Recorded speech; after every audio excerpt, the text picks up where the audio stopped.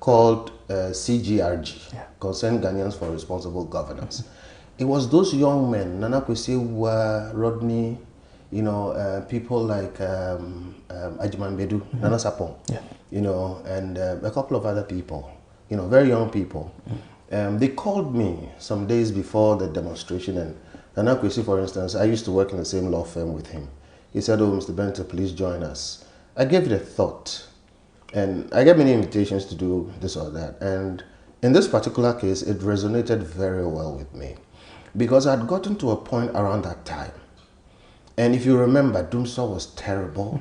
The government was just not performing. Everything was just going bad. And at Imani, we had seen some of these things. We wrote a paper called The Threat of Decay. When the government was coming into power, we wrote it. If you Google it, you find The Threat of Decay. And we talked about all kinds of things that could happen if we didn't toe a certain line. Truth is, President Kufuor left us a very good country. Okay? If you see from where he took off, he left us on a plane where we should have taken off. But Imani said, look, if we don't do certain things, there's a threat of decay. We will go back. And by the time we did Occupy Flagstaff House, we had sunk so low, we were in despair. And the reason why I joined Occupy Flagstaff House and really used my platform on Facebook and social media to ask many of my friends to join, and many of them joined, was that at Imani at the time, we were the #2 think tank in Africa. We were clearly #1 in Ghana. When it comes to analysis, when it comes to talking, when it comes to debating, we debate anybody, everybody, and we win all the time. We had made predictions about things like STAs, big projects, and we said that by our analysis, we don't think this is going to happen. We should stop wasting the money in insurance and other things. And we had been, you know, told to go away, but everything we said had come to pass. And I figured that the politicians realized that those of us in think tanks and those of us who are academics and researchers and analysts and lawyers and that kind of thing, we can talk and we can win debates. And when we finish winning the debates, we will all go home. They will wait for time to pass and just go and do what they want to do. When the China CDB loan came in, we did analysis. We checked all places and we told them, don't put the country's development on this thing. Look elsewhere. When Ituabo gas was being, put up, we told them what the problems were, and everything came up. We went to Ituabo gas. When we were predicting that they will finish in April, by virtue of what we saw, we told them they won't finish in April. It will be at least December. And what we said is what came true. Point is that even though we make sense and we are right and we all know it, they know it, they choose to ignore us. So I got to the point where I said, well, clearly, they read the politics of this country. The majority of the people are not into think tank stuff. So they expect that they can ignore us without consequence. And that is what was happening. And the country kept sinking. So I decided I was not going to go ahead beyond just the talking, beyond just the activism, beyond just the radio activism and TV activism and whatever, and organize and put feet on the street. And there was enough despair in this country to make that successful. I knew it was. I told Nana Akwesi that if we were two, we were going to do it. Just to let people see this is wrong. We shouldn't be doing this. We shouldn't be going in this direction as a country. So I joined them and we had Occupy Flagstaff House, which was not a very large group, but it was an extremely powerful demonstration. We had a few hundreds of people, maybe 1,000, and we marched, and it's history. Okay. After that particular march, which really achieved a lot, the Monday after I went to their office, and as I sat in my office, I realized something. Something just dawned on me that we should try and continue what has been started. And what do I mean by continue, and what do I want to continue? The street activism. Again, at Imani, we had done all the intellectual analysis and the radio analysis and all those things. So I said, what we needed in this country now was to show the government that people were serious. We were serious about Doomsday, fix it. We were serious about this, fix it. And we were not just going to talk, we were going to put people on the streets to confront the government and let them know this is what you ought to do. We demand it. So I looked through the people who had come for the Occupy Flagstaff House. George Anda was there, he stayed throughout with us. Okay, Isankoma came and gave an interview and left, okay, but he was there. Atubonfo was there. Isi Ansan was there. Philip Ayesu was there. So I recollected some of the people. Yofi Grant was there. Ken Oforiatta was there. Many people. You can see the video. So as many as I knew and whose numbers I had, I called them. So the persons who constituted, Occupy Ghana from the beginning, I called all of them. And I called them, and each person I called, I said, look, we need to meet and figure out a way to maintain the pressure, to force the government to be better at governance. And that is how Occupy Ghana today was formed. So we met.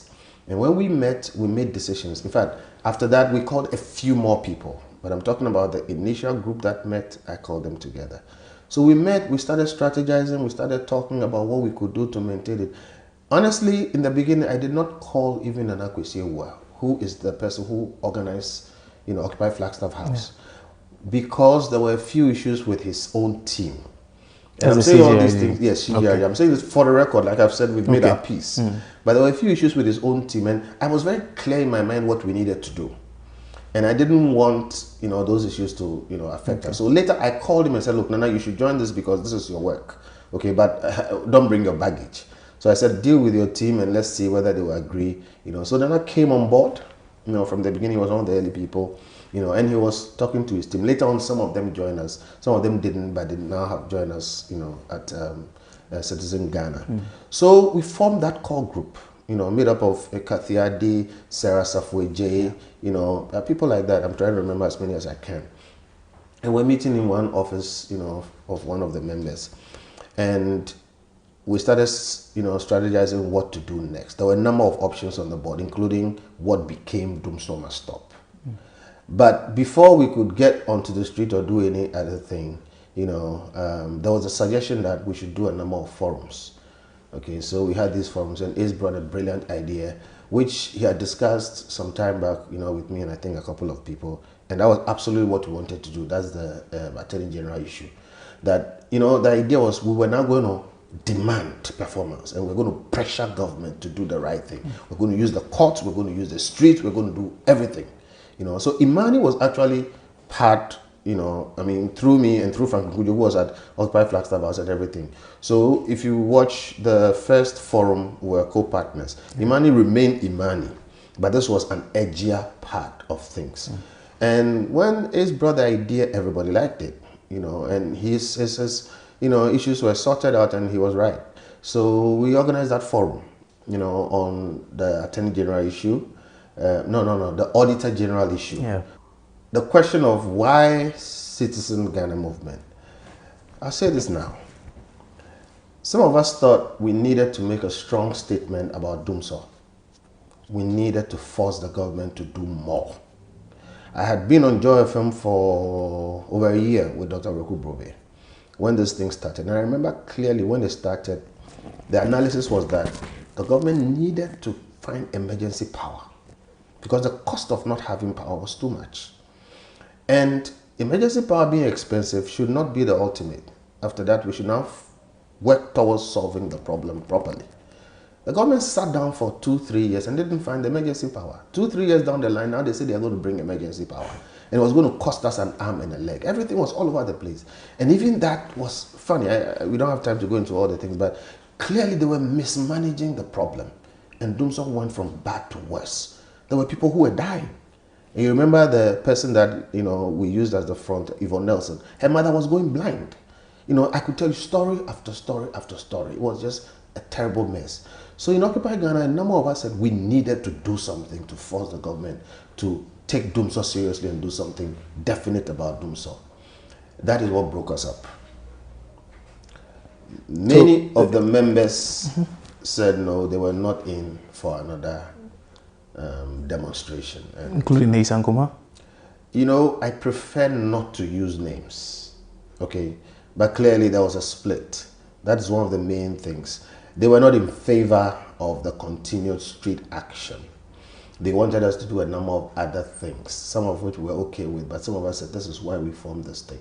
when it comes to talking, I talk more than anybody. When it comes to argue, we argue. So this is where you need to put your skin on the line and show that you're serious about what you're doing. So one group preferred a more diplomatic approach to things, as in issuing press releases and the like. Yes. And then another section felt that we needed more boots on the ground. We needed boots on the ground to make this, more serious, because again, if it comes to Imani, there's no debate we're afraid of. Okay, so now this is what the new thing is, what we have to do. And the important point is we were not a hired crowd. You have lawyers and engineers and doctors, professors on the street. That was a huge message. And you needed to do that to send that message to the people in power. But, well, that was one problem. The other problem had to do with what we think was too much politicization of, the whole idea. There were people from different places. We were all anti-bad governance. I'm choosing my words well. We were all against the bad governance we were experiencing. Okay, none of us had a personal problem per se with President John Mahama. No, I personally don't have a problem with him. We were anti-bad governance. But in effect, we were anti-government. That did not mean we were doing MPP's bidding. We knew clearly that what we were doing was going to inure to the benefit of the MPP. And many of us were sympathetic to the MPP, and we had a right to be. But we made a conscious decision that we're going to make this thing apolitical. It wasn't going to be a tool for any politician's, purpose. And the interesting thing was that many MPP people loved that. Many MPP people who were fighting the government as MPP people loved the fact that now there was another fight, which was not necessarily a fight for power per se. It was not an MPP fight, but was a credible fight in the name of Ghana. But down the line, the issues surrounding, my brother George and his running for office. We had agreed that when, he filed for office, he was going to step down. It became an issue here and there, back and forth. So that became another problem that we had to deal with, and that's also for the record. Dealing with that led to quite a lot of disagreement. Then there was another issue. I've said here for the record that I called the people together to form what is now Occupy Ghana. I have said here for the record that it was Nana Kwesi Wua who organized with his friends in CGRG, Occupy Flagstaff House. We went for a meeting one day and we realized that certain persons had gone and registered Occupy Ghana and put their names there as directors or something. And we're like, oh, what's going on? And they said, oh, well, if anybody wanted to, be part of that group, then fine, we'll put them on. And I remember clearly that Nana Kwesi said, okay, that he wanted to be in that group because at least he started this thing, and I backed him up. Personally, it wasn't interesting to me. I don't do this for position, so personally, I never really asked for anything. But it was a problem because even though they had said, oh, anybody who wants to come in can come in, then we'll put their name on, they refused to put Nana Kwesi on. They dilly-dallied about the issue, and it was clear that they didn't want to do that. And I asked myself, what is all that for? We left our work. And these are not people who are small people. They have their lives to live. So I wonder what all this was about. But it was upsetting. And I've given you a number of things: the politics, the street action that they refused, the acrimony that was generally brewing in the group, things like registering, and a couple of things. And for over a month, we were just at each other's throats, and it was not healthy. It got to a point where we were dysfunctional. We couldn't agree. Occupy Ghana was dysfunctional? It was dysfunctional. It got to a point where we couldn't agree on what to do. And for some of us and that was the height of, the struggle for change. So we thought we're losing time, okay? And Dumso was getting worse. There were things for us to do. It got to a time when the, noise level became too loud, okay? And the fights were open, Some people stopped coming for meetings. Others would come and just be apathetic, and we're just looking. And Those were going on. There are a number of things that I can't and won't say. Comments that were made, all kinds of things. Again, I said we have made our peace. But I'm saying these things for the record. It got to the point, some of us decided, okay, we will just leave this thing for you guys to do it the way you want, and then we will go do what we want to do. Again, as in the same people who had gone behind you to register it, their names and the like, Yeah, we were going to, you see, we had an agenda. I have an agenda. Okay, I came into this, like I said, I could have stayed in Imani.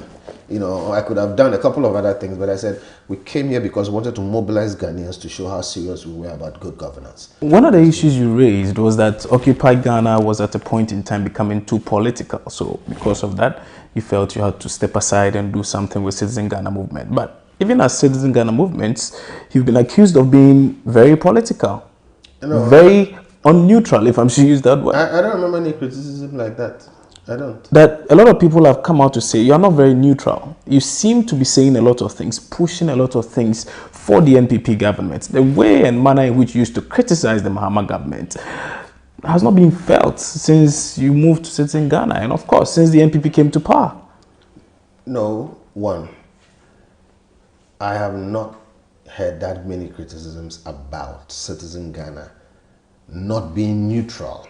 That's one. That being said, we hold the position that in the face of bad governance and wrong, the person who declares neutrality has taken the side of wrong. So people should get this neutrality thing right. I've said it before publicly. We are independently minded, but we are not neutral. At the time that the previous government was in place and was doing the wrong thing, we were set against the government. We were not neutral. We wanted a change in government. The only way we will move from wanting a change in bad governance is if the present government changes.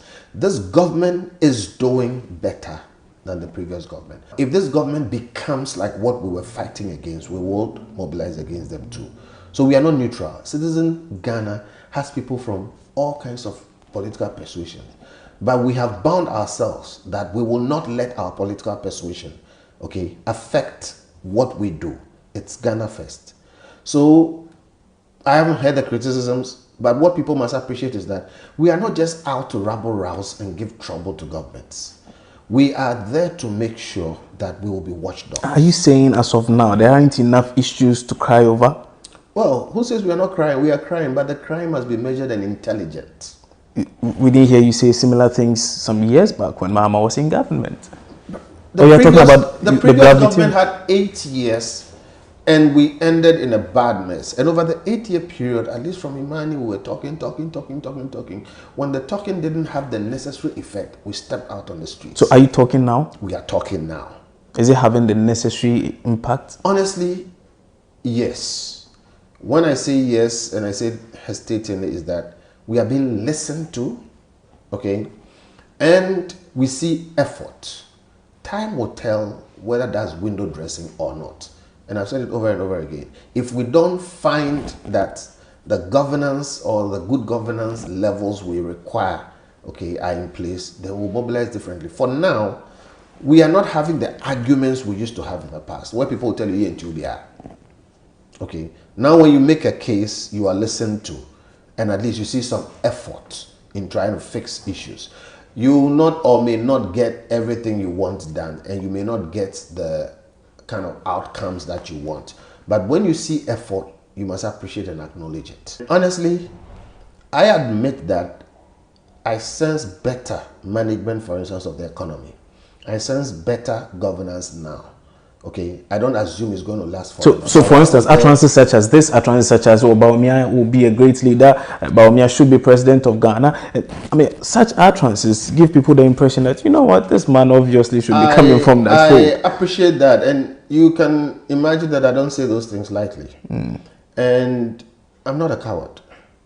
And like I said, the MPP people know that I criticize them, strongly. But because you want them to sit up. Because I want them to sit up. But you see, at that point, when I made those statements, I was pushed to make some declarations. In fact, I wrote a few things about it. I was criticizing the government about, the arrest of Koko Anyido. Yeah. I was criticizing them about, you know, the U.S. Army thing and a number of things.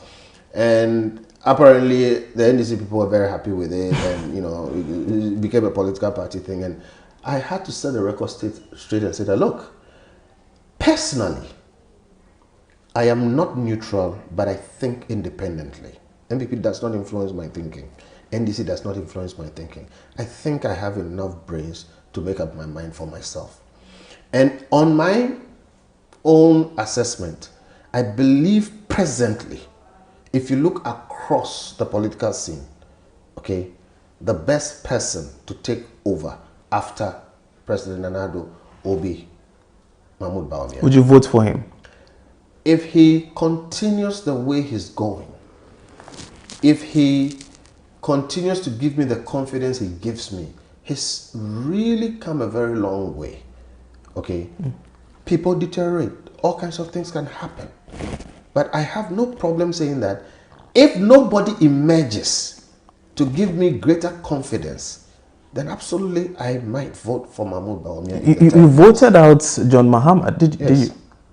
Well, and you voted for MPP. No, hold on. No, I know where you're going. You're trying to force me to declare how I voted. You're not going I'm not doing that. I'm not doing well, that. you're telling me I voted out John Mahama. It was a question. Was a question. Did you?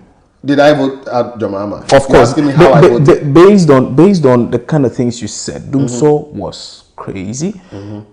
You've alluded to a lot of issues with governance at the time, bad governance, and it got to a deplorable state, or so you say. Of course, there's no way you're going to vote for such a person. Well, is that the case? I worked for a change in government. And if you had an opportunity to effect that change by voting out the existing president, would you not take it? I will leave that to your imagination. Kofi, many thanks for your time. Thank you on 21 Minutes with KKB. Kofi Bentil, as you do know him, is a seasoned lawyer, and of course today he has taken us down memory lane, has given us some history lessons as well. Oh, of course, he will not go without argument or some debates, as often is the case. But he's given us some very, very interesting perspectives to a lot of things, including that very issue of why Citizen Ghana movement broke away from Occupy Ghana. Well, I'll be hoping to hear your side of the issue and your analysis of whatever it is that has been said. Just opposing that with whatever it is we heard from another leading member of Occupy Ghana, Ace Anan Ankuma. It's been another edition of 21 Minutes with KKB. My name is Kwabena Chenchen. I'll see you soon, hopefully, with another guest you're expecting.